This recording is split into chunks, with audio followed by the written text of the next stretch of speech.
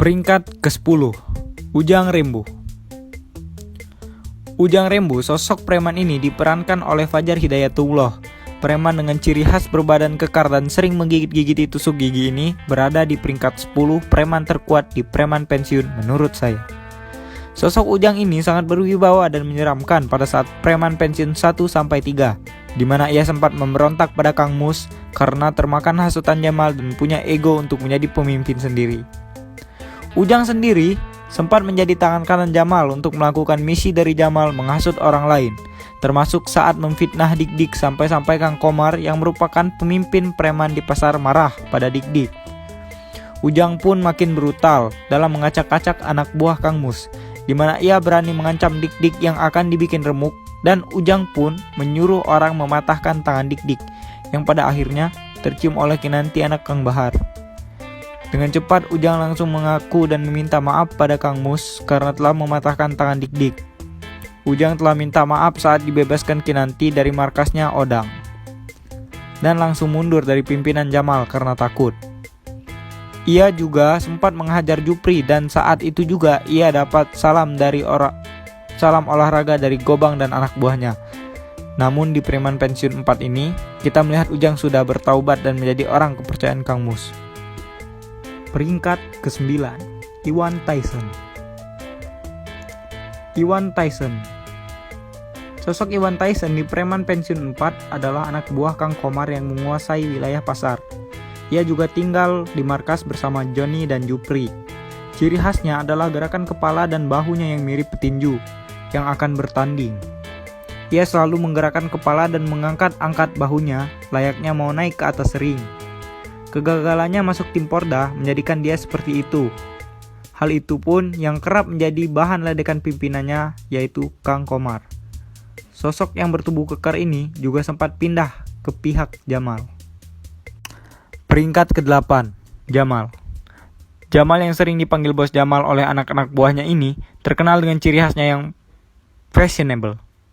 Layaknya koboi jadi-jadian seperti yang Komar sering katakan, sosok satu ini adalah salah satu antagonis terbesar di serial Preman Pensiun. Hal itu dikarenakan ia sangat membenci keputusan Kang Bahar dan Kang Mus yang tidak mau membantunya saat ia masuk penjara. Ia sendiri masuk penjara dikarenakan ia membantai orang yang bersenggolan dengannya. Penyebabnya ini diungkap oleh Komar saat berbicara dengan Dik-Dik. Si koboi jadi-jadian memang kurang ajar. Waktu dia mabok cuma gara-gara kesenggol, jadinya cekcok. Dia emosi, yang nyenggol digaplok, ditonjok, terus kepalanya diaduk tembok. Untung si Jamal gak bawa golok, kalau bawa pasti sekalian dibacok. Ada sih yang misahin sebelum orang itu remuk. Si Jamal malah ngamuk, ujar Komar saat bercerita pada Dik-Dik. Jamal bebas dari penjara. Kebebasannya menimbulkan konflik baru bagi Kang Mus dan anak-anak buahnya. Jamal berencana untuk balas dendam dan mengatur Jupri masuk kembali menjadi anak buah Kang Mus. Jamal sangat ambisius untuk menggeser posisi Kang Mus dan pada akhirnya Jamal harus masuk penjara lagi karena masalah yang ia buat, yaitu melakukan teror kepada warga yang tidak mau menjual tanahnya yang akan dibuat suatu proyek, dan kali ini Kang Mus sendiri yang memenjarakan Jamal. Peringkat ke-7, Gobang. Gobang merupakan preman yang memimpin terminal menggantikan Jamal yang masuk ke penjara. Gobang sendiri adalah orang yang dibawa Jamal menjadi anak buahnya di terminal saat mengikuti bisnis Kang Bahar. Gobang sendiri memiliki ciri khas yang memukau, yaitu berkarisma stay cool namun tetap mematikan. Ia memiliki kekuatan otot dan juga otot yang seimbang untuk digunakannya dalam memimpin terminal. Gobang sendiri sering memimpin pasukannya dalam memberikan salam olahraga yang diperintahkan langsung oleh Kang Mus. Ia pun tak takut dengan mantan bosnya, yaitu Jamal. Hal ini diketahui saat ia mengobrol dengan Kang Mus di jembatan, di mana ia menunggu perintah Kang Mus untuk menghajar Jamal. Anak-anak buah Gobang di terminal, yaitu Bohim, Mang Uu, dan Cecep yang kita ketahui menjadi bos terminal di Preman Pensiun 4. Peringkat ke-6, Murad dan Firmansyah Pitra atau Pipit. Murad dan Pipit, mereka adalah robot yang mematikan namun memiliki komedi yang menggelitik perut pemirsa di rumah.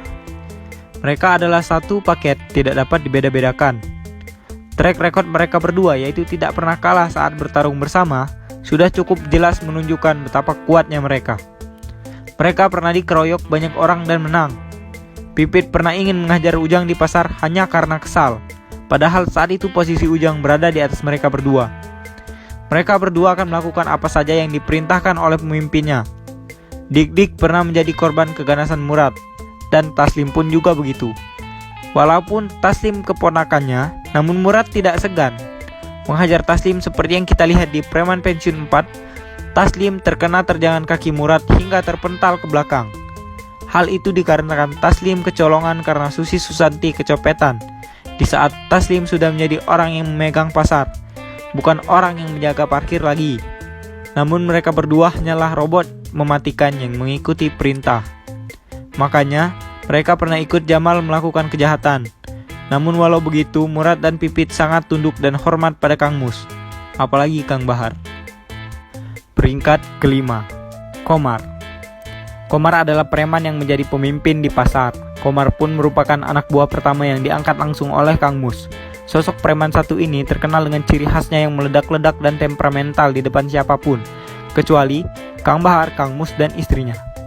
Justru ia malah menjadi orang yang sangat lemah lembut apabila di depan mereka. Komar sendiri bisa disebut sebagai anak buah kesayangan Kang Mus terbukti saat ia meminta Kang Mus untuk membantu membelikannya motor. Hal itu dikarenakan oleh kesetiaan yang ditunjukkan oleh preman satu ini, yang mana pernah menyelamatkan nyawa Kang Mus saat sekarat oleh penyakit. Saat Kang Mus terkena sakit DBD, ia menyelamatkan nyawa Kang Mus dengan cara menggendong Kang Mus dari rumahnya ke rumah sakit sejauh berkilo-kilometer. Karena saat itu tengah malam dan tidak ada satupun kendaraan yang lewat saat itu. Bayangkan pengorbanan dan kesetiaan Kang Komar ini yang tak perlu lagi kita ragukan. Seperti yang kita ketahui, Kang Komar tidak takut pada siapapun kecuali orang yang telah saya sebutkan tadi. Ini menunjukkan betapa brutalnya preman satu ini. Ia kerap kali ingin menghajar Jamal, namun selalu ditahan Kang Mus. Kelemahan preman satu ini bukan karena kepemimpinannya maupun kekuatannya, melainkan dirinya yang mudah tergoda oleh perempuan yang pernah dimanfaatkan oleh Jamal saat melawannya. Hal itu juga amat dibenci Kang Mus karena Komar sendiri sudah memiliki istri dan anak yang diberi nama Mick Jagger. Kata-kata terkenal yang Komar pernah katakan sendiri adalah, "Di bawah pimpinan yang baik, anak buah bodoh pun ada gunanya, tapi di bawah pemimpin yang bodoh, pasukan terbaik pun kocar-kacir." Bijaksana juga preman satu ini. Peringkat keempat, Maman Suherman. Preman satu ini merupakan salah satu preman yang paling awal mengikuti Kang Bahar dan Kang Mus. Ia merupakan orang kedua setelah Kang Mus yang diangkat langsung oleh Kang Bahar. Dia ditempatkan Kang Bahar untuk memimpin jalanan. Preman yang memiliki badan paling besar ini bisa disebut preman paling temperamental dari semua preman yang ada di serial Preman Pensiun, di mana ia sangat mudah sekali meledak-ledak dan sangat brutal. Hanya satu yang ia takuti, yaitu Kang Bahar.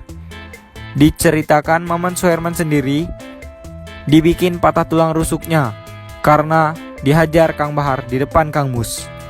Kang Mus sendiri yang melihat kejadian saat itu sangat ketakutan. Mungkin karena Kang Mus tahu rasanya dihajar Kang Bahar. Hal itu disebabkan Maman sendiri telah menganiaya istrinya. Menurut cerita, ia kesal karena istrinya berselingkuh. Korek saya bila saya salah. Dan dibawa Kang Mus ke Cimandi. Setelah itu Maman Suherman sendiri tidak pernah muncul lagi, dikarenakan takut dan trauma pada Kang Bahar.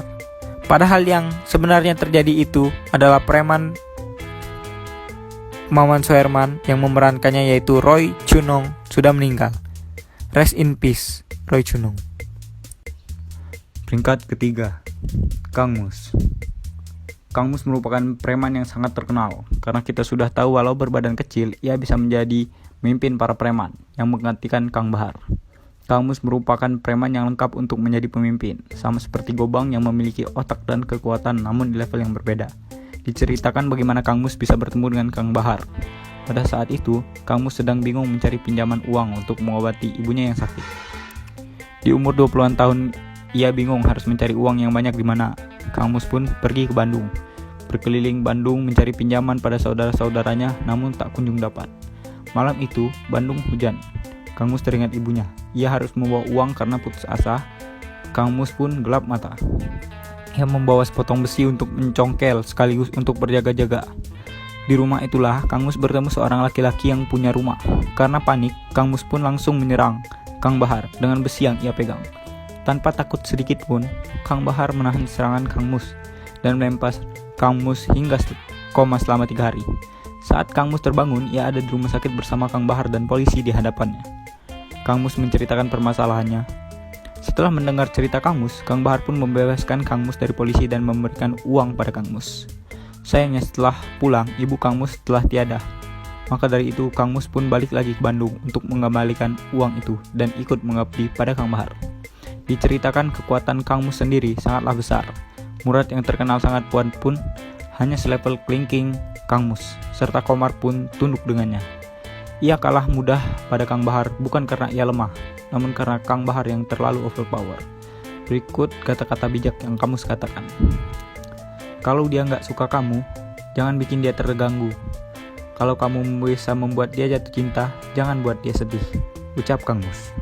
Peringkat kedua, Kang Idris.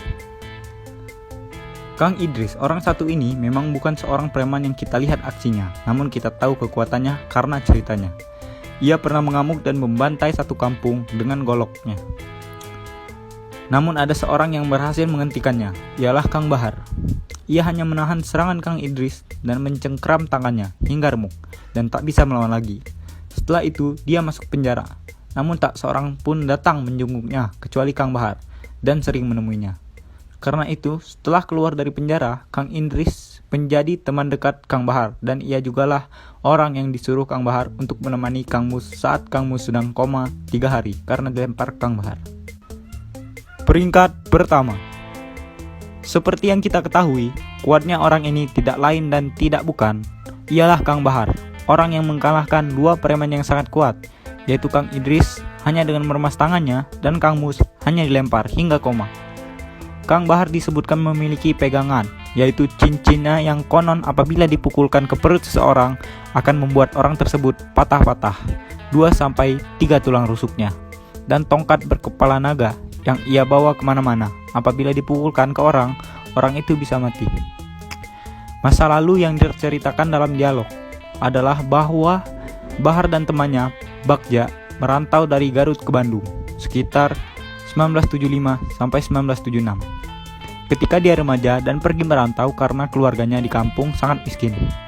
Di Bandung, Bahar remaja mencari nafkah sebagai penjual tahu, lepet dan telur asin di bus sebelum keluar terminal. Penghasilan Bahar kala itu tidaklah besar, hanya pas-pasan, cenderung minim. Dia menerima itu sebagai rezekinya.